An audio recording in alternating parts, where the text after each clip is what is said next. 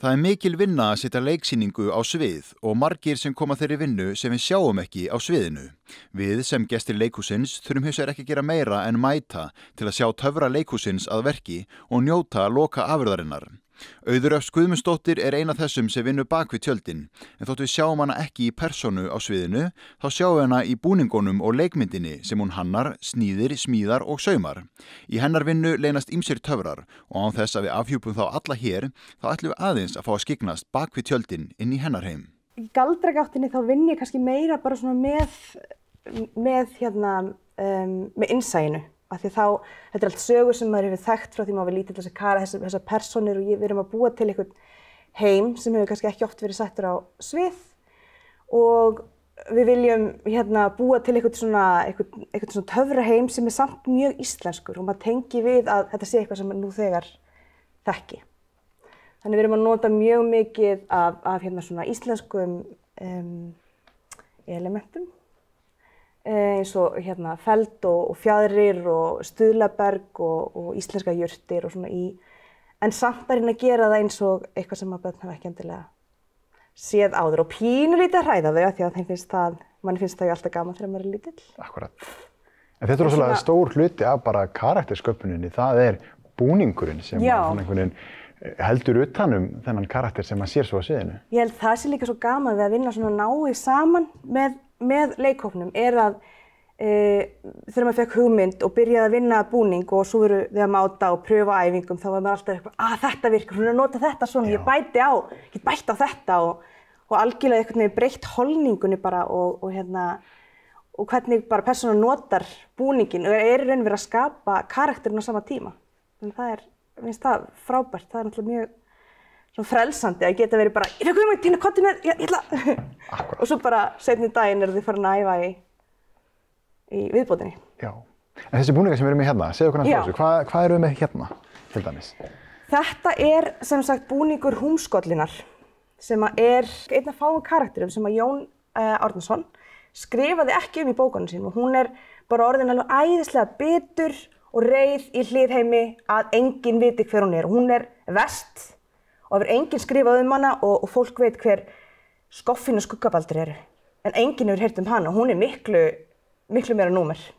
Já. Þannig að þetta hennar búningur, hún ákveðin uglu og refs. Já. Eins og mörg af þessum, já. Með feldur og það fjaðrir og það alls konar. Og allt svona ótrúlega tætt, þannig að það þú veist, þá ekkert að vera á stað sem svona estetískt fallegt. Ef þú setur það óvart þar, þá verður það eiginlega að færa það, því að það allt svona dálítið tætt og reitt og hún með svona dálítið góða krippu hérna. Já. Sem að gefur henni svona ákveðið svona vald og holningu og svona breytist í raun og veru í eitthvað dýr frá því að vera bara Sesselía leikona. Akkurat. Sem ekki með krippu. Sem ekki með krippu. Þó margir haldið það. Og hérna sem sagt höfuðið hennar. Hún sannfærð að þegar börnin muni lesa hana, að þá muni allt verða brjálað. Og bara krakkan muni þeytast út á hrakarastúr og fá sér húmskollu klippinguna og reyna eltast við að vera eins lík henni og mögulegt Og það rosalega mikið af hraðaskiptingum. Það eru leikarar sem hlaupa hérna yfir sviðið og eru komnir inn eftir 30 sekúndur sem önnur manneskja. Þannig að það allir búningar og öll gervin eru gerð án farða. Þannig að það þarf alltaf að vera einhver húfa eða eitthvað svona gerfi sem hægt að bæta á sig og mjög fljótlegt að færa sig yfir. Þannig að þetta Skuggabaldur. Hann dálítið svona misheppnaður týpa. Og hann með skott bara hér og þar á mjög skrýtnum stöðum. Hér mér eitt svona glæsilegt skott og eitt brotið. Já. Og hann svona, en hann einn af þessu vondu köllunum eða þannig. Hann svona í liði með húmskollinni. Já. En þau eru samt miklu flóknari persónur. Þau eiga svona sína vonir og drauma líka. Og þetta Gagga sem maki hans. Já. Akkurat hérna erum við með einn. Já. Svo þetta búningar frá frá systkinunum á Möðruvöllum sem eru vasaþjófar. Þau eru vasaþjófar? Og brunnu inni fyrir mörgu síðan. Og við veitum að það með marga vasa? Já, þau eru búin að ræna þeim öllum af alls konar fólki. Þau sem sagt eru að stela fólki og selja þeim svo tilbaka.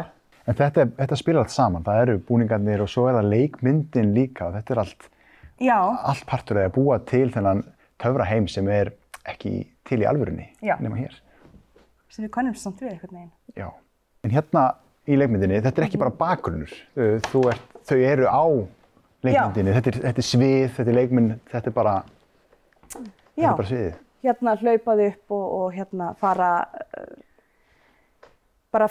í heljarinnar ferðalag hérna alla Hlíðarheima á þessum litla bletti, en hann breytist með lýsingu og það myndast á og það myndast foss og leikmyndi vaknar og talar við á, þannig að þetta verður svona stærri heimi heldur en kannski maður sér í þessum ljósum. Já. En svona þegar ævintýri byrjar þá breytist allt. Akkurat. En hver smíðar þetta? Gerir þú þetta allt saman eða eru bara allir sem þurfa að gera þetta? Já, þegar við byrjuðum á þessu verki þá bara tókum við fund, ég og umskiptingar bara að okkur langaði að gera þetta bara svona rosalega stóru. Þetta var orðið bara, átti fyrst að vera lítið leikrit en varð síðan bara að heljarinnar söngleik með dönsum og 14 lögum og þetta var orðið bara það stórt að það þurfti einhvern veginn bara almennilega leikmynd og stóra búninga og gera þetta bara alla leið. Þannig að við bara ákváðum það að við ætlum allir að leggjast á eitt og hjálpast það við að sauma, þannig að kvöldin var ég oft og títaði saman hluti og límbyssu doppaði eitthvað og svo var eitthvað sem tók það með sér heim eða sat hérna niður og saumaði allt saman. Og saman með þetta þá voru leikarar alveg dag eftir dag að þúfuleggja og búa til stuðlaberg og svo fengum við aðeins aðstöðu utanfrá frá Einari Rúnarsyni sem ótrúlega mikill tæknimaður og gerði meðal annars hann Stein Steinar sem býr hér í þessari leikmynd. Hann býr í þessari leikmynd, akkúrat. En ef þú ferði í gegnum svona þitt hugmyndaferli, hvernig vinnur þú svona? Þú ferði eitthvað leikrit, einhverja sýningu, eitthvað sem þú ert að skapa og hvað gerist svo? Hvert ferðu og leitar? Sko, það náttúrulega því hér erum við með ótrúlega takmarka rými. Þannig þegar maður fer yfir handritið og skoða bara staðsetningarnar, hvar þau eru í heiminu. Þau eru upp á fjalli og þau eru við á og þau eru bak við foss og fossin þarf að hætta að renna og þetta náttúrulega bara alveg ótrúlegur heimur. Þannig að maður þarf einhvern veginn að búa til leikmynd sem maður getur nýtt sem allt þetta. Þetta verður hellir, þetta verður líka sólarhæð þar sem að Dimbjörg breytir fólki í stein og þetta verður líka fossin og þetta verður fjallið og bara allt. Þannig að þetta ekkert eitthvað eitt ákveðið fjall sem þú ert að skapa, þú ert að skapa alls konar í einum. Já, bara vettvang fyrir ævintýrið.